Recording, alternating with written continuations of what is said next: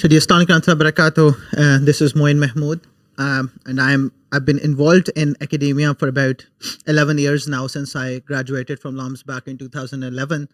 And in these 11 years, we've tried to understand what academics is supposed to be about. And एक चीज़ जो हमें हमेशा से नज़र आती है वो that is कि schools always have faced challenge in terms of कि जी बच्चों की तालीम और तरबियत का बैलेंस कैसे करना है, ठीक है? So we have a very beloved guest of ours, Irfan Qayyum. He's come from UK and he specially joined us. He's a consultant there for Islamic schools.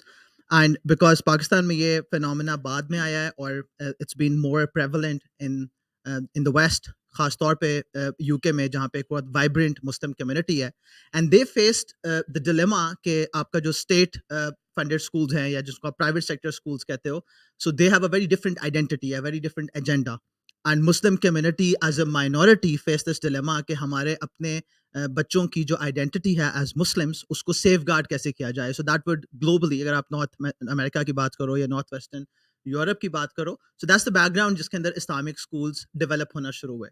And surprisingly, we are a Muslim state, but then you start to see a very similar problem arising here because of globalization as well.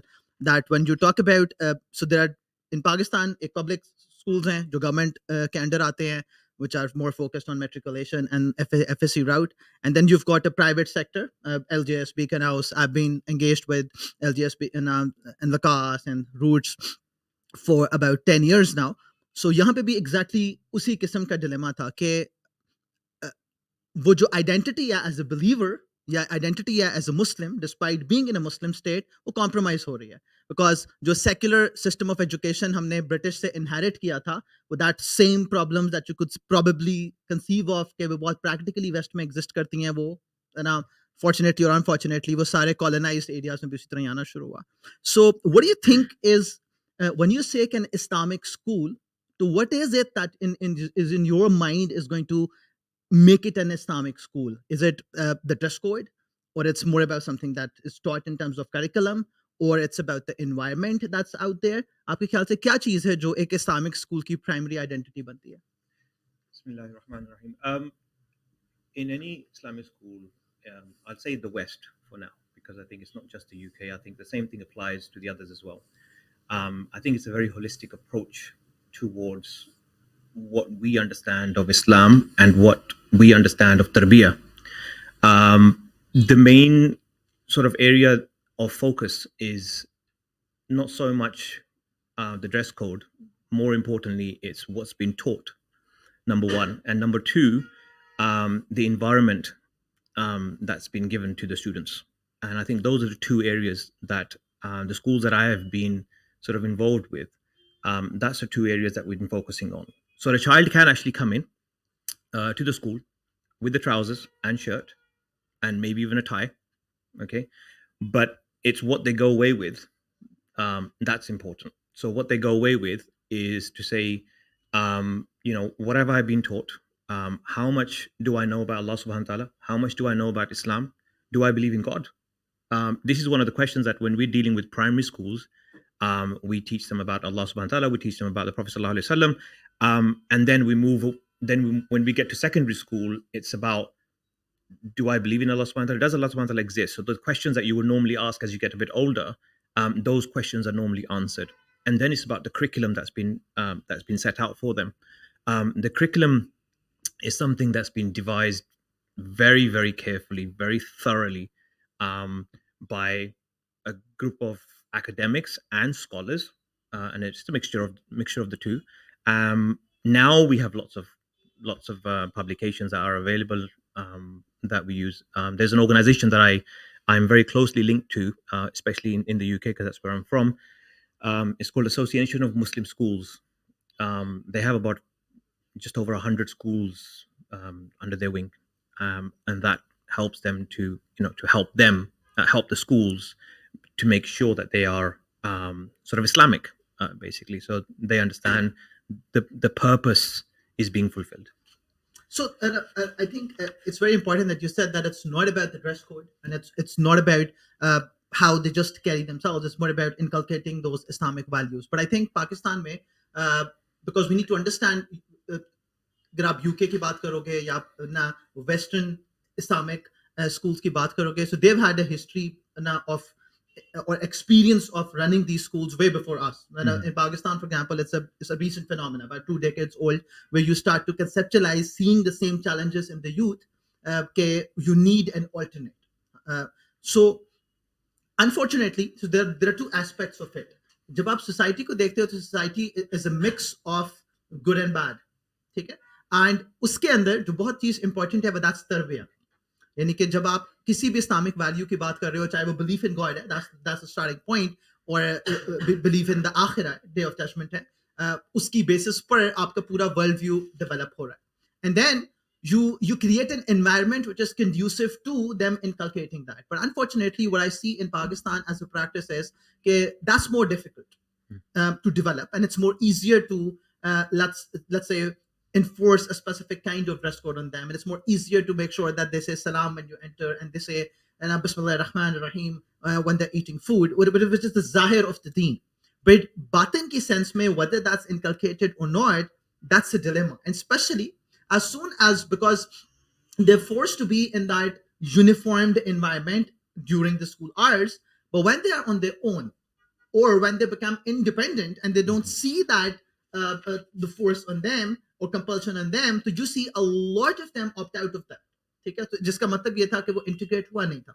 So how do you solve that dilemma? How do you not go about even understanding the problem कि जाहिर और बातिन का जो link है, obviously that's very important. ठीक है, for example, both of us sitting here, both of us are wearing caps, both of us have beards, and then thinking from a perspective of making sure कि ये हमारे जो बच्चे हैं इनके अंदर ये integrate हो पाए. So where do you see solution in that? Okay, I think as I mentioned previously as well, and I think from what you know of my bio, you would realize I've actually worked in Islamic schools in Pakistan as well for a few years whilst I was studying here, and what we realized is that actually there is this misconception that Islam is all about having your kurta or your jubba or whatever you're wearing, and then a topi to go with it and a beard to go with it as well. There are certain things, obviously, that are important. We're not going to shy away from that. But what we really need to understand is, I think the more important thing is, how do you carry yourself as a Muslim? And I think this is something that even when I do. I take teenagers classes myself on the weekends when I'm in London outside of my working hours, sort of voluntarily. And one of the things that we discuss a lot is, how do you carry yourself when you're outside? How do you carry yourself in front of other people? I think that's the main thing that will attract anyone to realize, actually, you know what, this person is not any different. Just because he has a topi on his head, just because he has a beard, that doesn't mean he's any different to me or you. And I think that's the more important thing. What we can't, don't get me wrong, I'm dressed like that now, but one of the things I realize is maybe because of where I am at the moment, and I've gone past my school age, and I've gone past my college age and university age. So for me to dress like this is perfectly fine, because now I understand how I need to carry myself. But for a young child, when they're going through that stage, the key thing is, I need to be able to make sure that I understand what the etiquettes are, and I have a good balance of the deen and the dunya.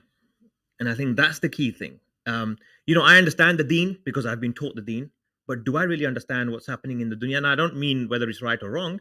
I just mean that I happen to be in, for example, I happen to be in New York, or I happen to be in London. How do I carry myself? I need to make sure that I can not only, if I can use the term, advertise my deen to the others, but I also need to make sure they realize that I'm not an alien.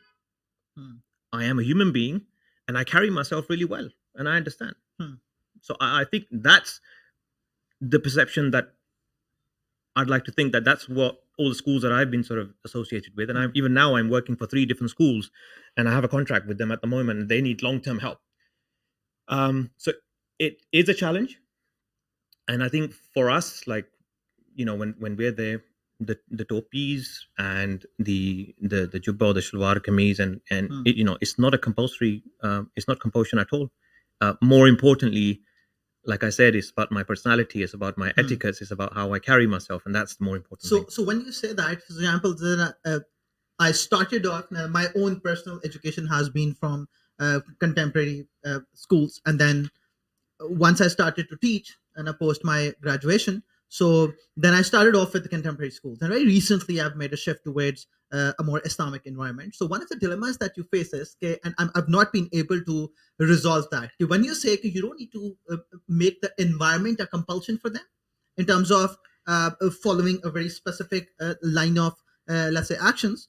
So before I will be able to inculcate those values in my audience, so I've got to be an embodiment of those values myself. Okay? So one of the dilemmas that I've seen in Islamic schools is human resource. Yep. For example, let's say when I because my undergrad was accounting and finance, so a lot of people which shifted to Islamic banking was not because they were really convinced about finance, it was because they were offered a better salary. Okay? So they get into Islamic finance without the conviction and without having inculcated the values, and it's more about the contract that you get. So similarly, when you talk about Islamic schools, so how do you solve that human resource crisis?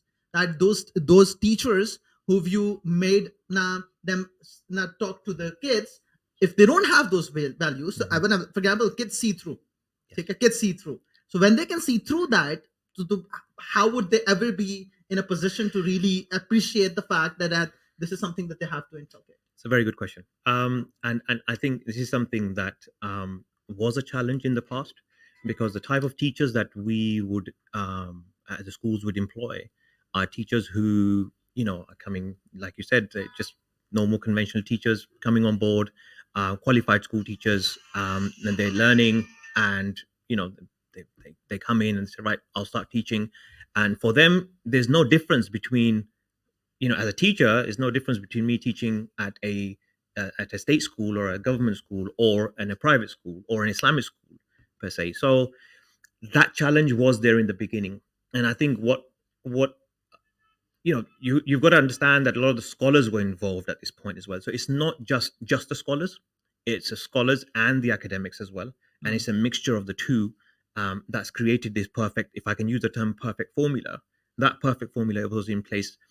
So what happens now, and it's something that I do quite actively, and it happens almost every term. I like to say term because that's we work on 3 terms, and so that's September, January, and then sort of April. We have lots of trainings, lots and lots of what we call insets, which is basically training days. So before school starts in September, what we tend to do is I tend to have maybe 3 to 4 days of trainings for teachers, of delivery of lesson, behavior management, tarbiyah, how to tackle the more difficult sort of questions and subjects, and anything else that's been given to us as guidance from the government. Because one thing I'll mention here is that in the UK and in the West, I think it applies to everywhere, whether it's Europe or US, is that there are very strict guidance given from the government, and you have to follow it to the T. But as an independent school, you can have a twist on it, and that twist is you give them the Islamic perspective as well. So what you can't do is you can't tell them, you can say to them, look, something is not right, or the government expects us to have to be able to teach the children about a particular topic. Okay, maybe a topic that's a bit of a taboo for us as Muslims, but we have to teach that subtopic. But we have to be very careful on, number one, who's teaching that topic. The person is very important here. And number two, we always give them the Islamic perspective. So for example, I'll give you an example. We have biology.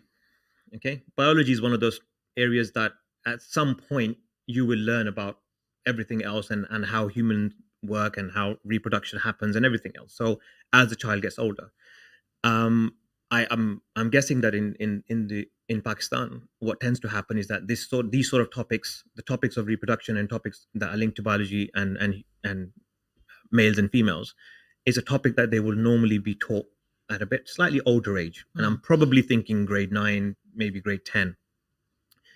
In the UK, no, it gets taught from grade 7.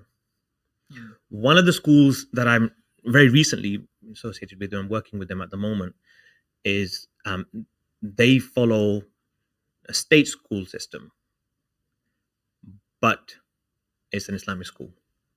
So biology and all those topics that are a bit of a taboo are normally taught grade 7. But one of the things that I was able to help them with is to make sure that we pick the right teacher to teach that topic, and make sure that the person who gives the Islamic perspective is he or she is strong enough to be able to answer any questions and concerns that the students will have. So one thing is कि यानी कि when I look at the entire picture, so एक aspect तो ये है कि theoretically क्या होना चाहिए. Now, when you're practically speaking with kids, one of the issues, especially in our country, is a lot of parents think that once you've and that's true for contemporary schools as well. Okay, once you've admitted the child in a school, then it's the school's responsibility that they've got to make sure कि वो इंसान बन जाए. ठीक है? And but unfortunately, schools thinking purely from a money perspective, so they're looking at the customers and just looking to satisfy customer satisfaction कैसे create करनी है market में. So when you talk about Islamic schools, the parents think that just because the fact that they've sent them to an Islamic school, that should solve the problem. And the responsibility that they've got as parents in terms of creating the environment at home, that's missing there. So how do you solve the crisis कि एक बच्चा school में आके you're teaching him Quran, you're teaching him Arabic grammar, you're teaching him Quranic studies, and you're teaching him biology in, let's say, keeping in mind the evolution perspective कि उसको कैसे आपने वापस creationist perspective में लेके आना है. But then he goes back home and he sees his parents, let's say, watching movies, or then is exposed to music, or within the family, extended family. The parents might be enforcing it, but the extended family does not have that environment. So aren't you basically creating a dichotomy for the kids that they experience one side of their personality in school and then they see something else going on at home? So isn't that one of the reasons that you don't see in the long run के outcome सही नहीं आ रहा? No, इसका outcome जो है वो see, Islamic schools have existed in the UK for a very long time now. Actually, they've been around for a few decades now, easily, probably a bit more than that actually. It's always been a challenge, and I think more importantly, the challenge has always been financial.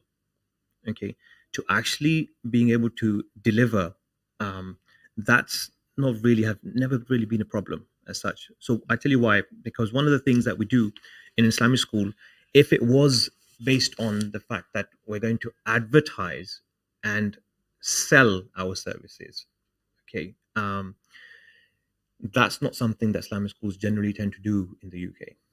It's a very niche market for them, for the parents.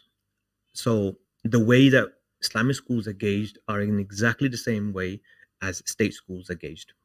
So if a school, for example, we have two organizations, government organizations, who what they do is they inspect all the schools. Whether it's a state school, private school, you're talking about everything to anything up to Oxford University to Cambridge, everyone's inspected. Schools generally are inspected. Independent schools, now we talk about faith schools, it doesn't have to be just Muslim schools. You know, you've got the Jewish schools, you've got the Sikh schools, you've got the Hindu schools, they're all there as well. Generally, the Islamic schools are much larger in number.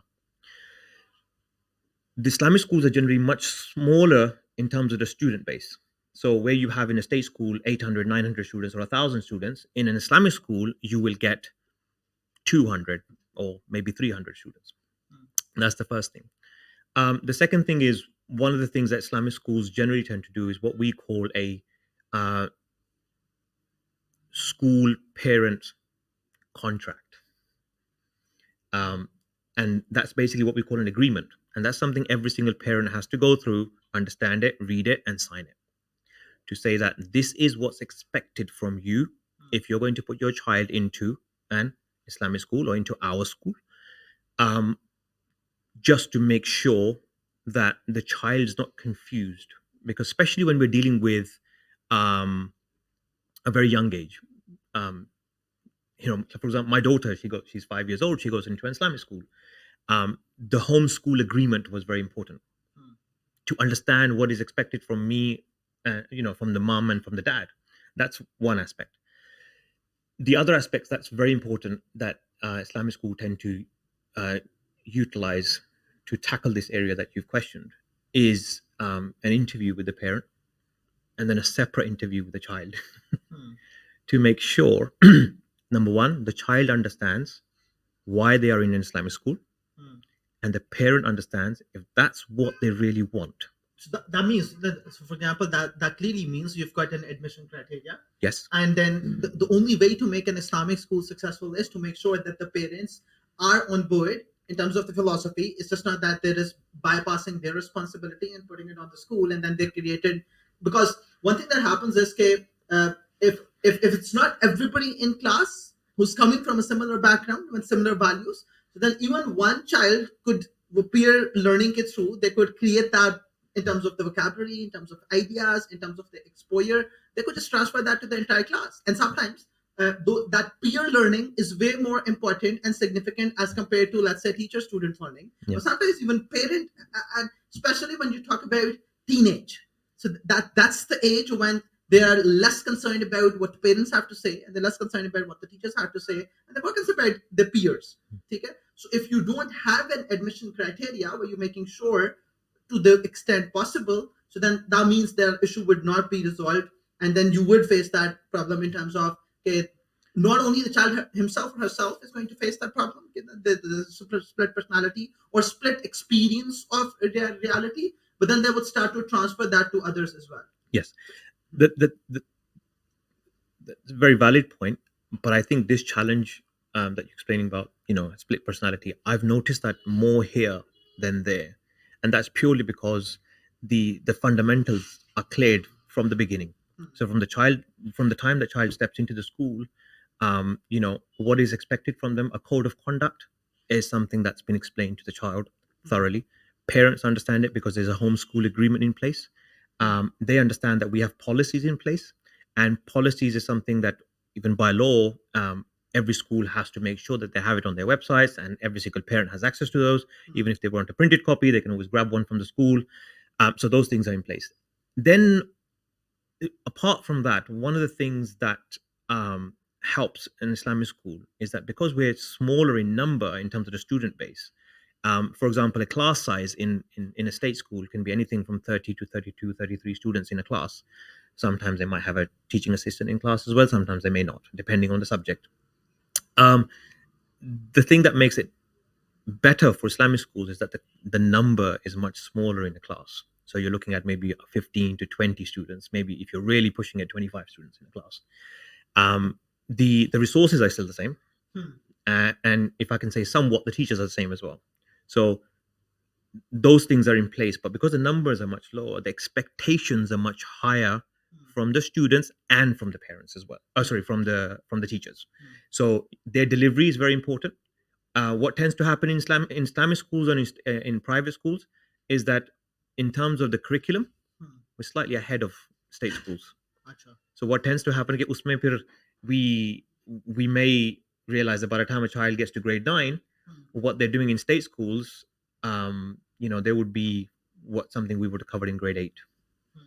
And that helps because that means that the child is slightly ahead, number one. And one of the other key things that I've noticed it across the board, I've worked with several Islamic schools, the behavior and the etiquettes tend to be much better than state schools.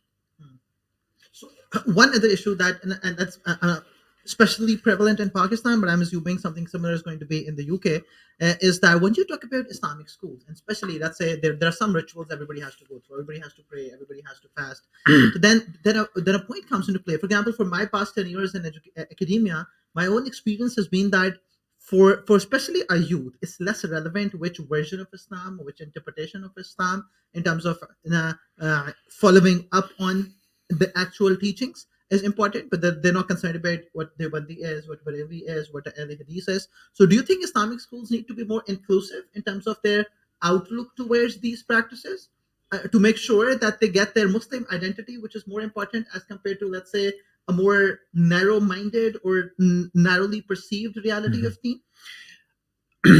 Look, schools, because what I would like to say, we need to generalize things.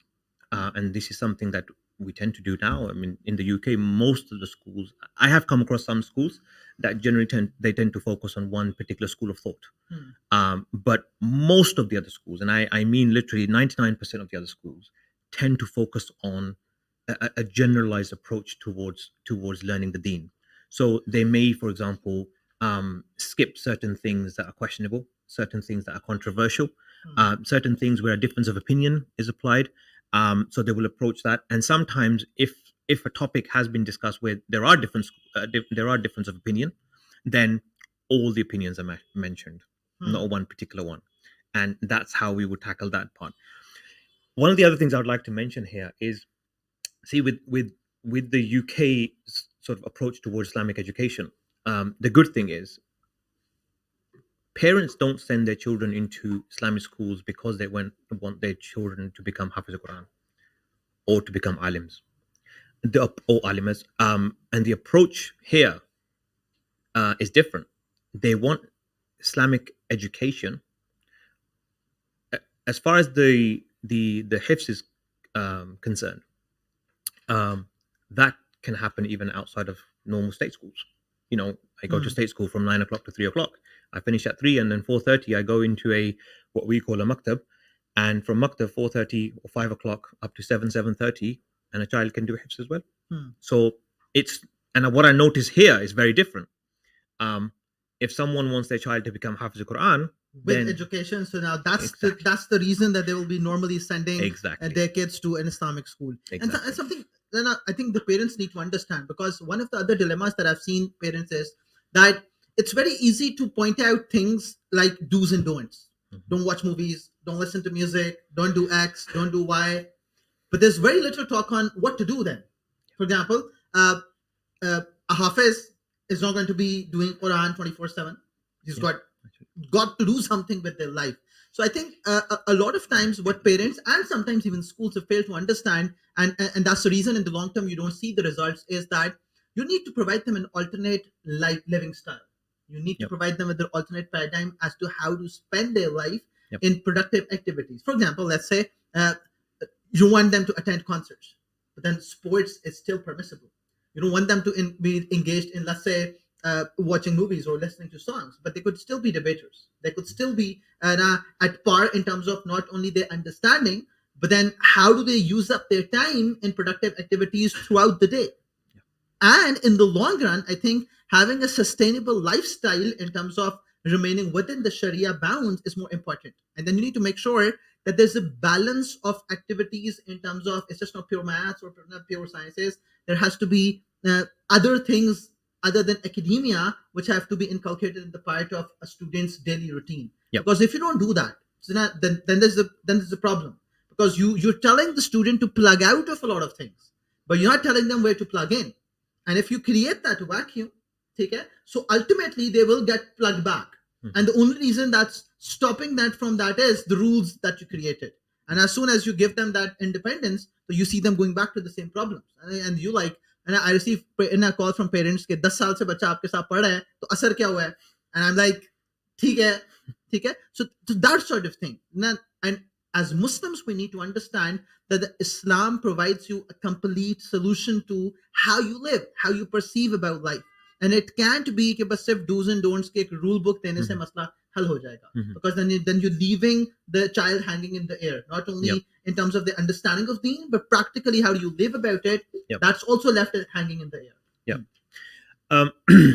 So here, I think the more important things, like I explained earlier as well, that the parents, the school, the teachers, all have to be on the same page. And if they're not on the same page, then we've got a problem on our hand. Don't get me wrong, this still happens in the UK, that lots of parents say, I want my child to become fantastic. I want them to become very deendar. I want them to become Hafiz al-Quran. I want them to become alims. I want them to become doctors as well at the same time. Fantastic. Are you providing them that at home as well, that environment that they need at home, which is in line with our belief? If that's not happening, then you've got a problem on your hand. Number one. Number two, if the child has, for example, maybe stepped away from a state school in primary and walked into a secondary school, which is an Islamic school, there is a huge clash Hmm. because what they understand of school is very different when they get to the other side as well. Hmm. And lastly, one of the things that's generally tends to be a problem, and I've seen the same problem here as well, is that I've well here less so, more so in the UK. The state schools are very well equipped, Hmm. very well equipped, and in terms of resources, in terms of teachers, in terms of management, in terms of what teachers get paid, in terms of what management gets paid, in terms of technology in the school, in terms of the size of the building. Islamic schools tend to suffer when it comes to all of these things. Yeah. The teachers tend to suffer; they don't get paid as well. So what tends to happen in that case is you only get those teachers who are dedicated, who really want to make a change. And sometimes it's not even about money. It's not even about employment or career or that profession that I want. I want to become a good teacher, and I'm gonna, and it's not a stepping stone for them either. So that's one of the other avenues I've noticed in Pakistan whilst I was here many years ago now, is that Islamic schools have there's this negativity about it, and that negativity is a problem. And I think until we don't face that problem head on and deal with it, and the way to deal with it is it's not hard. It's not hard. For example, how do you carry yourself when you're out in public, and people look at us, people look at me, and assume things. From the time I open my mouth, the assumptions have changed, and the same thing happens with us, all of us. Okay, what the taboo or the negativity that's here is when they see a person with a beard, with a topi on, with shalwar kameez or thobe or jubba, is the expectations are very low. The expectations are very low. They're not expecting that person to be educated. Yeah. That's for sure. Okay, but if we can change that mentality by making sure that that person knows how to carry themselves, and that's why I say the tarbiyah aspect is very important. That happens. We have primary schools as early. We go back to nursery. So Islamic nurseries are the feeders to Islamic primary schools, and the Islamic primary schools are the feeders to Islamic secondary schools. We've gone one step ahead in the West, where it should have really been here, is that a lot of the Islamic schools have now become feeders for Darul Ulooms, and Darul Ulooms are working. It's all in one sort of stop shop for you. Basically, has everything there. So you've got your contemporary education all the way up to A levels. Okay, you've got, if a child wants to become Hafiz al Quran, the parents want, fantastic. The admission process there, those schools and those Darul Ulooms are very selective who they take on, because you have to make sure you get the right person on board. They also have boarding in place, but the boarding is of a certain standard. That's quite important. That helps.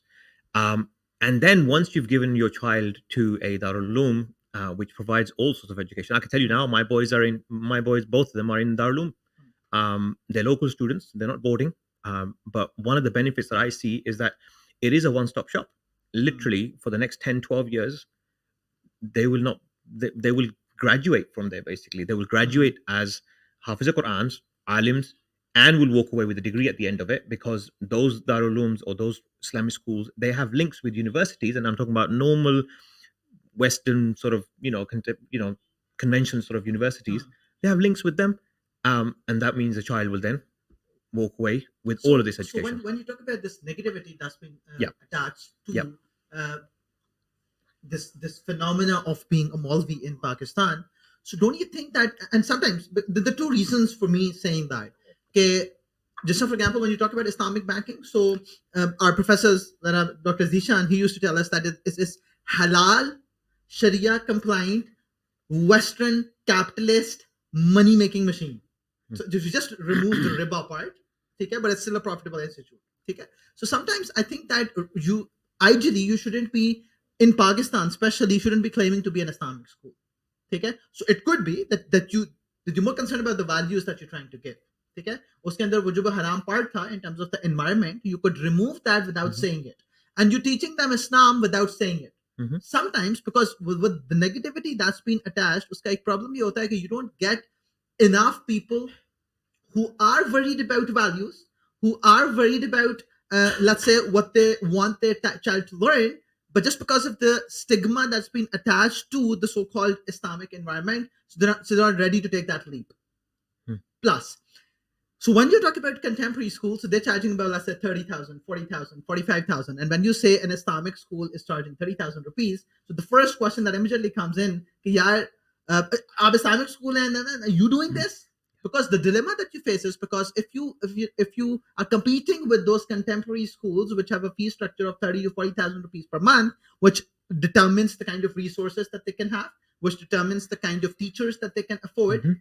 and then you say, because of an Islamic school, I won't be able to charge in that bracket, Mm. and then I'm stuck with the 10 to 15,000 fee structure, and then I can't afford those resources. I can't afford those similar kind of pay packages for my teachers, so that they encourage to really get motivated and do something for that value-based system. So, do you think that considering that situation, rather than highlighting yourself as a purely Islamic school, why not just focus more on a value-based school and then give them the package deal without saying what's inside the package, and let your, let's say, outcomes speak for themselves? You think that's going to be more workable in situation in Pakistan? Okay, so look, I'll explain how this happens in the UK. Hmm. Okay, because here we've got other problems as well. We've got problems within our culture. We've got problems within the society that we live in the UK, in Pakistan. You've got the two extremes. Okay, you've got those schools that charge like 1,000 rupees or 2,000 rupees or 5,000 rupees. Obviously, the expectations are much lower. Then you've got those Islamic schools that charge 10, 12, 15, 20,000 rupees. See, most of the schools in the UK, apart from a few, and I can probably count them on my fingers, the few that I'm talking about, that charge a slightly higher amount to cover the cost of every single child. I'll give you in a nutshell, every child in the UK who is studying in an Islamic school would cost the school anything from, obviously, I'm talking about London, where I'm from. So in London, you would expect it to be at least between £6,000 to £7,000 per year. That should be the fee. What tends to get charged is a lot less than that. 3,500, 4,000 a year. Where does the rest come in from? The thing is, what you can't do is, if a parent really wants their child to become dindar and they want a good level of education, what tends to happen, the rest of the money generally tends to come from donors. Okay, people like myself and yourself who say, you know what, I believe in this system and I think it's going to work, so I'll help. So that's how that sort of areas. Then there's no question about it. The question is not there that you're an Islamic school, you're charging £7,000, where a private, normal sort of conventional school is charging £10,000. There isn't, but you're an Islamic school. So it's very important. And I've been in situations where I have explained to parents how much it costs a school to educate your child per year and how much they pay. So that's one aspect of it. The thing is, I think it's very important. It might be a bit of a slow start, but it's very important that the parents are told exactly what to expect at the end of it. The key thing here, and I think this is where, and I remember when I was in Pakistan, and I was in a school, primary school, and a parent came in and wanted to enroll their child. I wanted to see the principal, and walked into my room, and I was there, and started talking to me and telling me about how they want admission. So I started talking to them, and he said, "So how do you compare yourself to the big names?" Okay, and my answer to that question was, I know exactly what's been delivered in the class. I know the resources that we have in the school. I know the teachers really well. I know what kind of level of training they're getting. And from that, I think we're on par. And that parent was actually very, very shocked. Naturally, one would, get angry at that point. And he did. He did get angry. My whole conversation with him was, unfortunately, a bit of a mixture of Urdu and English. But he then started questioning, because obviously, to understand the level of training that's been provided to teachers, to understand the resources that we have in the school, to understand the expectations and the curriculum, is going to question the management. So his first question was, what's your credentials? What are your credentials? So I told him, I'm from the UK. I studied in the UK. I'm an education consultant. And here I am in Pakistan studying this. And all of a sudden, that perception changed. And the reason why it changed, as I mentioned earlier, is from the time you open your mouth and you tell them who you are and that that's what you believe in and you will deliver it. And the parent was convinced. The parent was convinced. And I think that's the key thing. This brings thing. me to another thing, because when you say that, you talk to the parent, because unless the parent is convinced about the entire program, so it's very hard to really get the results. So I think one thing that's been lacking in Pakistan is that there are very less programs which are targeting the parents themselves. Yes. So when you talk about, let's say, the ideal home environment, so a lot of parents are themselves not even aware of what that means. Okay? So they might want the idealized outcomes, but in order to actually help us achieving that, they're not well equipped, and they might have the motivation, but they don't have the direction and the tools to actually implement that in their own lives, and then the environment that they're creating for their kids. How important do you think is, because that leads me to thinking about the concept of, when you talk about creating a community which has got a common goal to which they're moving.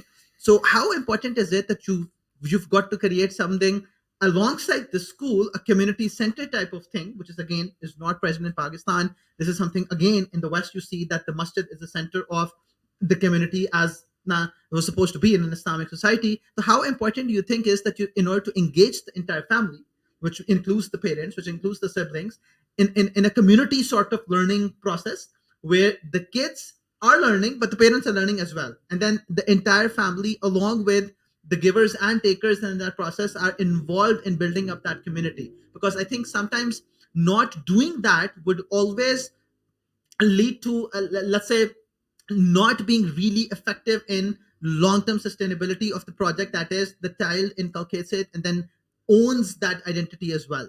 Because if the community is not developed like that, and the parents find themselves with the gap, so how important is building up that community itself? Okay. To be honest, that's vital. That's very, very important. And the way the schools in the UK cover it is, obviously it's sort of multifaceted sort of approach towards it, and they look into things like um, you've got open days for schools, you've got the admission day, that's this whole day dedicated, and then obviously the children will have their assessments and go through the whole admission process, while the parents are being educated exactly what happens in that school and what to expect from the school. Policies have been put together and explained to the parents. So many schools actually even have a code of conduct for parents as well, so that they understand that, look, these are the do's and don'ts for you as well. There are some schools I've seen that I've worked with and have been associated with, are schools where they actually have a, very black and white questions. Do you have a TV in your house? Do you watch TV? How many hours does the child spend on their PlayStation or their Xbox or their iPhone or whatever device they're using? Do you have a Facebook account? Questions like that. Which is very hard to conceive in Pakistan, by the way, because that's sort of looked as a breach of privacy. Yes. कि मतलब मेरे से ये सवाल क्यों पूछ रहे हैं कि Yeah. कि मैं अपनी पर्सनल लाइफ पे क्या कर रहा हूँ या मैं अपने फोन पे क्या कर रहा हूँ, हालांकि that's very important, because what you're doing on your cell phone is reflected in your child's behavior, or at least their overall learning outcomes. Yeah. The thing is here, the important thing is, before when a parent brings their child into an Islamic school, they have to be convinced. That's very important. Okay. Obviously, now I've noticed in Pakistan, even then as well, how did I get to the school I got to when I was there? Was I saw adverts outside, on the road. It was in Lahore, in the center of Lahore. I saw the adverts, and I thought, oh, that's good. That must be a good school. Naturally, everyone's approach is the same. But I knew it was an Islamic school because the approach was very Islamic. So it was a good thing. When I got there, I realized, okay, you know what? I'm convinced. I met the head teacher. Fantastic. The head teacher was from the UK. For me, it was a tick box. Why? Because I thought, right, these were for my own sons, and I thought, right, she knows education well enough. Hmm. For me, I'm convinced. Hmm. The approach here is different. You see, I think that problem will always be there, and like I said, it's a slow start, but eventually we'll get there. Hmm. See, it didn't happen overnight in the UK either. Hmm. It was an approach, and it was hard work, Hmm. and like they say, a lot of blood and sweat went into it from a lot of people, and even till today, mashallah, they're working away. um, I consider myself, alhamdulillah, very fortunate that I'm able to help the Islamic schools, and I have chosen to help just Islamic schools, no one else. I mean, I've worked in state schools in the past as well, but I've chosen to stick around in Islamic schools. The problem that we have here is the parents are not leading by example. Yeah. That's the key thing. Once they get to that point, so then what's you'll be different in the UK from what I've got from your perception is that those parents who've got that in them, for example, let's say there are the 3 million Muslims in UK. Out of those, there are about 500,000 who are practicing believers, and they're the one who are actually becoming customers for this niche. Yes.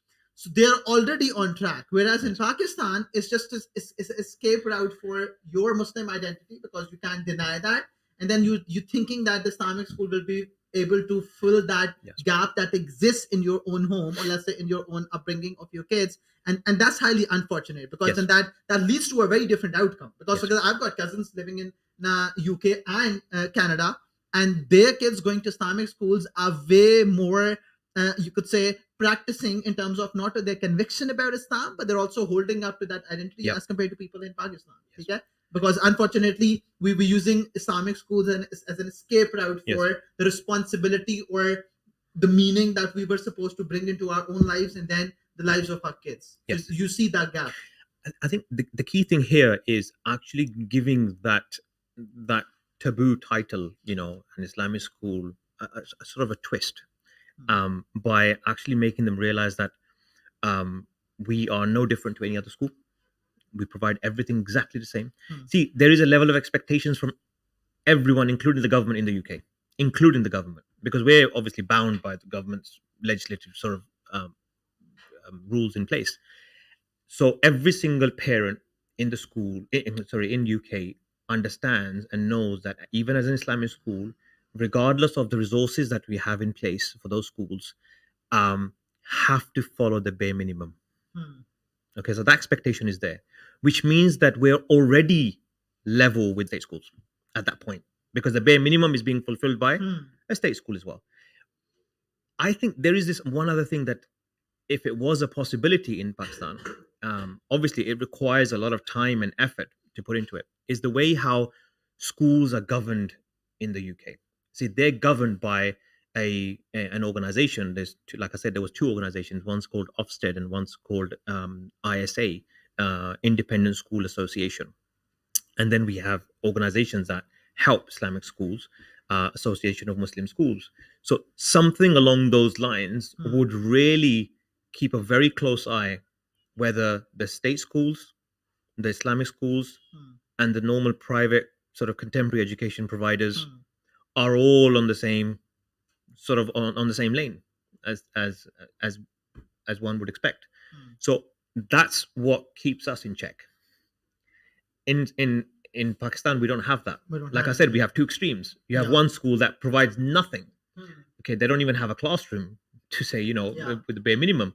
And then you've got kids are sitting on the floor, for example, with no carpets and all sorts of things that you see all the time. There's no standard at all to the other stream where you get. That's the reason that they're shifting to private schools. Exactly. So that obviously then the private school market grows. Whereas in the UK, it's actually the opposite, because the state schools are very well equipped, have a lot more resources. They set the benchmark. They've set the benchmark. Well, they can set the benchmark because it's government funded. Yeah. So the government funded means that they, a school can have anything $1.5 million to £2 million budget per year. State school, private schools don't have that budget. You're talking about a quarter of that. So when you say that, now, for example, let's say it costs about £6,000-7,000 to run that education, and then parents are paying about 3,500, and that's the rest of it is coming from donations. Because so what we understand from this conversation, I think it's really important that you need to have a very, very clear admission criteria, because Islamic school is only going to become a solution for that youth, which has got a committed school and a committed parent and a committed family to that cause. That we need to not only own this identity, we need to own it with this and fakhar se ki yaar main Musliman hoon. With conviction. That sort of behavior. So one problem that I see here is, so let's say when you talk about Islamic schools, all of them are private. So in order to become financially viable, you need numbers. But in order to be effective and have an admission criteria, which is fulfilling the checklist, which is going to make the long-term project more successful in terms of its outcome, so I think there's a dilemma here now. Because if you go about the numbers, it's going to become financially viable, but it's not going to have the outcome. But if you focus on the outcome, so then you've got to restrict. Paanch bachon ko padha lunga, that's more important as compared to कि मैं 80 को पढ़ाऊं, and that's exactly what's happening in the madaris as well. Because you've got an open door policy, everybody could come in without conviction, and then you have a graduate turnout jiska 10% be effective nahi hai. So I think the Islamic schools face the dilemma. In a commercially viable sense, you focus on numbers, and once you focus on the numbers, you can forget the result. But if you focus on the result, then how do you make it commercial? Now, especially because when you look at historically, and this is something I think the West has learned from us, that's where the concept of endowment comes in. So all these top Ivy Leagues, they've got billions of dollars worth of endowments, which are they using that to finance that education process. But I think that is something we need to think about, and especially those people in Pakistan who've got that mindset. They need to think about, in order to make this process commercially viable, then you need to focus on the fact that they are able to sustain themselves, because then that is something कि जो numbers पूरे करने की game से बाहर आएंगे, and the more concerned about have the relevant crowd and work on them, have those people who really convinced about it and they're really concerned about it deep to the core of themselves and their kids, and then you will possibly be able to see outcome in the long run. Otherwise, I think we'll always be in this dilemma. Yes, I think one of the key things here is we need to come out of this mindset that in order for me to start up a school or run an Islamic school, it's a business. It's not a business. If you start off with the intention that it's a business, that's where we fail straight away. There's a massive flaw here. So you're just trying to cater to a customer that's out there by selling them a product. Exactly. So I mean, like, don't get me wrong. I've come across schools in Pakistan already like that. They give it an Islamic touch. They provide great education. Don't get me wrong, fantastic education, but it's a business. It's a business. And I think that's where things go wrong, and they get watered down as well. The quality in terms of Islamic values disappear, and gradually you'll get to a point where the end result is very different to what you perceived in the beginning when you first started the school up. Every single Islamic school in the UK that I have worked with, and those that I've been associated with, and those that are there, that I have never worked with, but I know who they are because everything's sort of linked to one, and we're all linked to each other. Is that none of them run it as a business.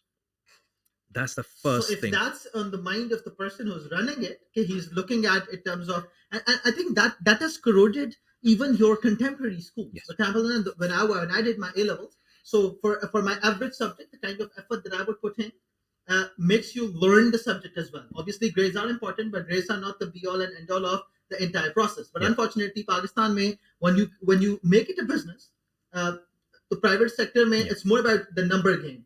And with number game pura karne ke liye, you just working in a crack code kind of environment, ki paper code in a crack kaise karna hai, and then grades kaise leke aane, and then that's it. So if it's affecting the contemporary education system, more so it's going to, because we need even more effort. We need even more personal involvement from the parents and from the general community to achieve the desired outcomes. So you won't see that if it's being run in a very similar fashion in terms of how do you make more money out of this process. Look, 2-3 things I'd like to mention here. Number one, I think the way forward is to have a body in place who would inspect schools. I know it's a bit of a tall order, but it's something that needs to be in place so that there is a check that's been kept on every single school that exists in Pakistan, or just Lahore, or however you want to do it. I mean, you can start off as a city or the town or whatever, and then you work your way around the country. That's number one. Number two, the thing that's really a problem, like I mentioned earlier, it can't be a business. Soon as it becomes a business, it's not passion, it's money that's driving you. Yeah. And that can't happen. So I can tell you now that when people come to me and they know that I specialize in this area, if I'm like, help me set up a school. Okay, what's your intention of setting up the school? I have some capital. I said, right, stop. Why? Because they're not profitable. Yeah. You see, a school in Pakistan can be profitable, and I know it's very profitable. I've seen the model. I can probably put one together from scratch as well, with the help of some of the others, professionals in the industry. The thing is, that's not passion driven. That's just money driven. Okay, I can tell you now that some of the things that I work with in terms of making a school compliant, um, we we have approximately between 46 to 48 policies, and each one is a document that's more than 10, 15 pages long. 40, uh, depending on the school size and whatever, we're looking at about 46 to 48 different policies in place. That has to be there in order for the school to be compliant. If I'm And not all either for presuming now, what's the impact of those policies? All of them are trying to reduce profitability, because then if you really want to make the process of education effective, then by definition, I think it has to be that the profit motive has to go out of it. Exactly. The capitalist greed based mindset, Yeah. which is just looking at the numbers, has to go outside. Exactly. And we don't have anything like that in Pakistan. No. Unfortunately. See, that's the first thing, right? So once you start putting that in place, naturally every policy requires resources. Yeah. Okay. If you don't have the resources and say, forget the policies, let's focus on the school. That's number one. In the UK, something else that's happened in the last sort of 10 years or so, maybe a bit longer than that, is that any school, regardless of what faith it belongs to, once it gets to a point where they're doing really, really well, it can become state funded, even with keeping that title of an Islamic school. Okay, why? Because they have managed to, because like I said, there's two organizations, Ofsted, and Independent School Association, or inspectorates. What tends to happen with those organizations is that they give you a grade. So when they come to inspect, and they don't tell you that they're coming to inspect, they turn up at your door and said, we're outside.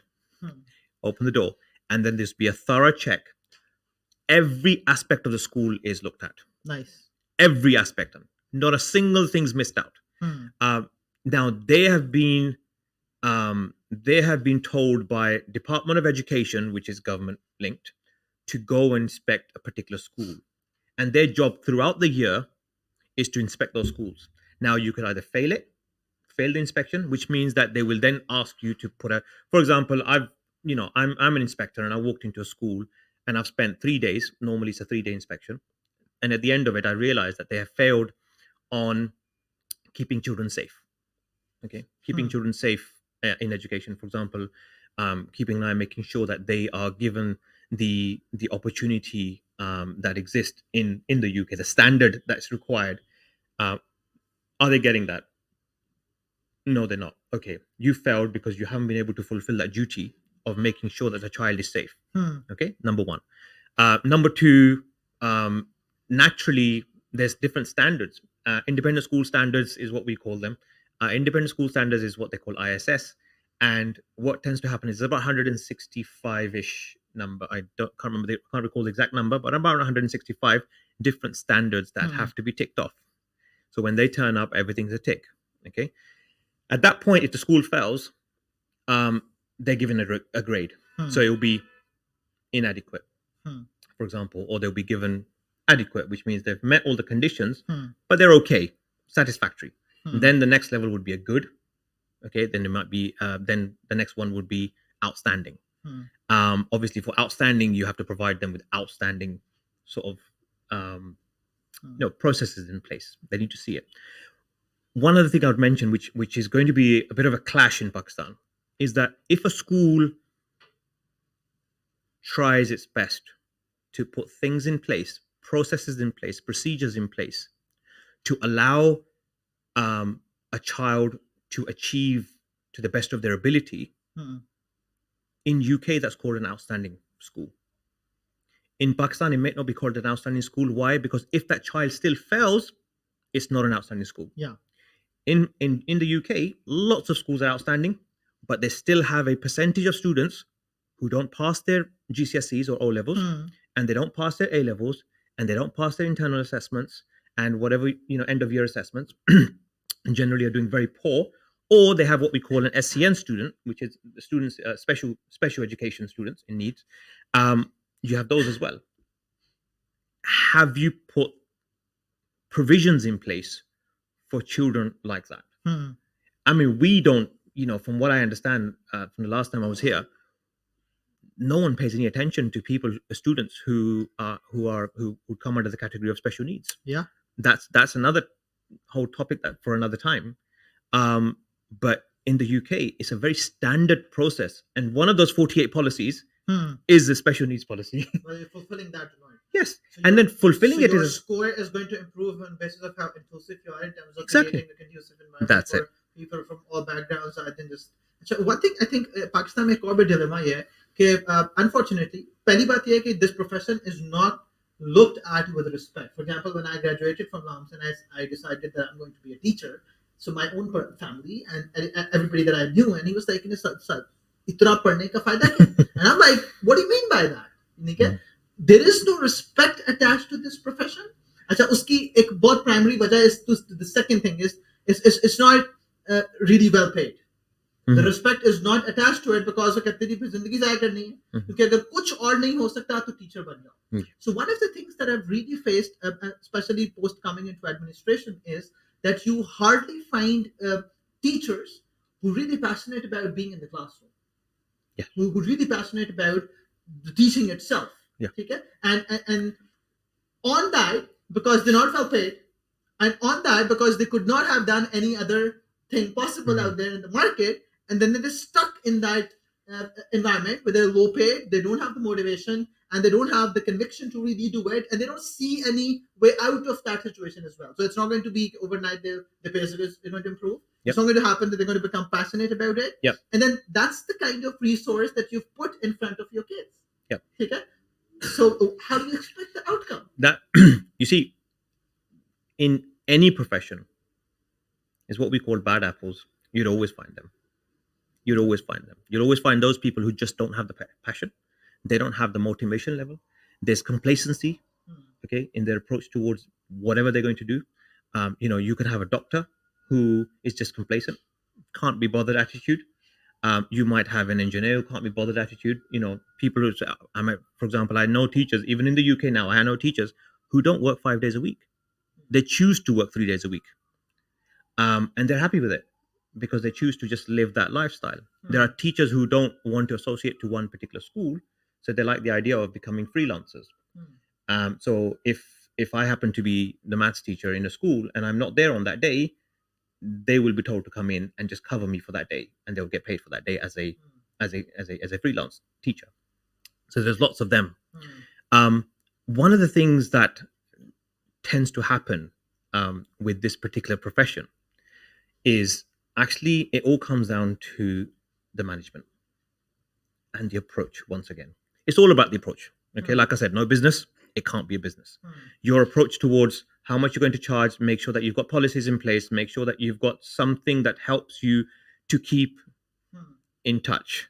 You are in check. Someone is keeping an eye on you. Or apart from that, one of the things that that I tend to do when I go to different schools is I create teams straight away. And one of the things even in state schools that I've learned is I have a team for health and safety.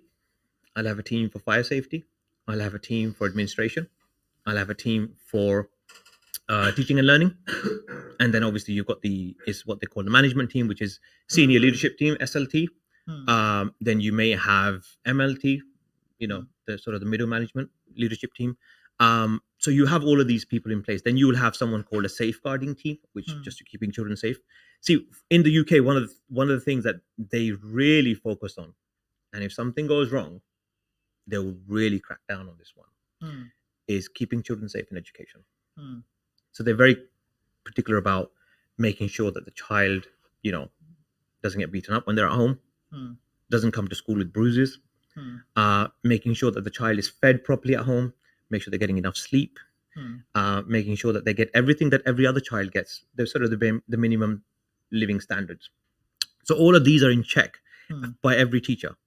Now, when Wow. you yes, it's because it's a training that they have to go through every year, every year. And one of the trainings that I conduct myself is keeping children safe in education gets Hmm. updated every year. Number one. The other thing that's key here is that you'll have lots of people who are not motivated, especially teachers, because we have a big problem with teachers.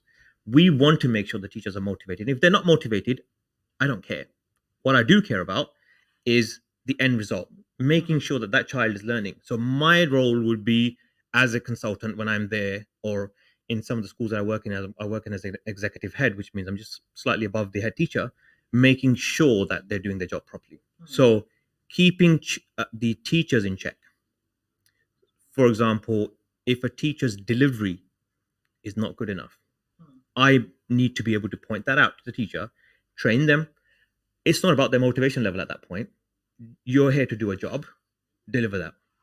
There's no passion involved, that's fine, no problem. I expect a certain standard, certain level that needs to be delivered 100%. So, you know what, like the schools I worked in, one of the key things that we realized is we've got a teaching and learning team in place. They play a pivotal role in the whole school. And the key thing here is making sure every single teacher is doing their job properly, making sure they have. So we do what we call a mini inspection within the school by that teaching and learning team. So there's certain things that we will include, things like book scrutiny. We will open up a random child's exercise book. We'll match that to the schemes of work in terms of lesson planning and make sure that the child is progressing. We've stepped away from one of the things that are still very prevalent in Pakistan and in this side of the world is results. We don't focus on data anymore. We're not data driven anymore. We've moved away from data. Actually, even at government level, moved away from data. Because what tends to be happening at that point is that everyone's focusing on, oh, my child's got 7 A's. My child's got 7 A stars, or the grading has changed now. It's 9-1. So my child's got got 3 9s or 3 8s or 5 8s or whatever. It's now, we don't care about that. What we care about is the child progressing? If they're not progressing, what have you done to fix that problem? Right? You've got something in place. A child comes in, is at a grade, let's say, I'll use the grading system that we're all used to, the old grading system. If a child walks in, is a grade D. I say, all right, grade D is not good enough. But because of their age, it's appropriate. By the time they get to the next year, have them move to a grade C or above? Yes. What was the school's expectation, and what was the national average expectation for that child as well? So we look at both of those. We have flight paths in place. So everything's very well documented. And we follow the same structure as every I other think school. that level of precision is not even present in Pakistan. But I think just to wrap that up, because we could go on and on. Yeah. There are many angles that you could actually consider in terms of looking at an effective school education system. But I think what's important for all of us as a takeaway is that first of all, we need to understand it's not an easy job. And not everybody is going to perform at the same level. Not everybody, at whatever parameters that you put up, every child is a different child, and every child would express that in a very different way. So I think the parents need to understand when they're sending their child to Islamic schools that their responsibility is not ending there. In fact, their responsibility has gone even up in terms of making sure that they become what they want their child to be. So they need to be the living example for their kids. That's very important. And then from a school perspective, I think it's really important that we've discussed, okay, it has to be a passion, a mission driven thing rather than money and number driven thing. If you ever even conceive of making an Islamic school effective, it's more about delivering with quality and passion rather than delivering it to a number that's financially viable. And then it's linked about every single, the teachers, all stakeholders have to be really convinced and motivated on the fact, okay, this is the future generation which we're trying to build up. Or any missing link, whether that's teachers or the child or the parents or the community or the school or the administration, would actually result in outcomes that are deficient in terms of what we expect from an Islamic school to deliver. And those standards are very similar to what you would see in your contemporary education as well. So I think really helpful in terms of looking at Pakistani perspective and your UK's perspective, and trying to see where the gaps exist and how would get in Pakistan we could learn from your yani कि experiences in the West. Thanks a lot for your time that you've given us and your short trip to Pakistan. You gave Very us welcome. this a key 1 hour of yours. Really My pleasure. appreciate that. Inshallah, hope to see you next time as well. Definitely. Jazakallah khair. Thank Assalamu you. alaikum warahmatullahi Jazakumullah. wabarakatuh. Assalamu alaikum.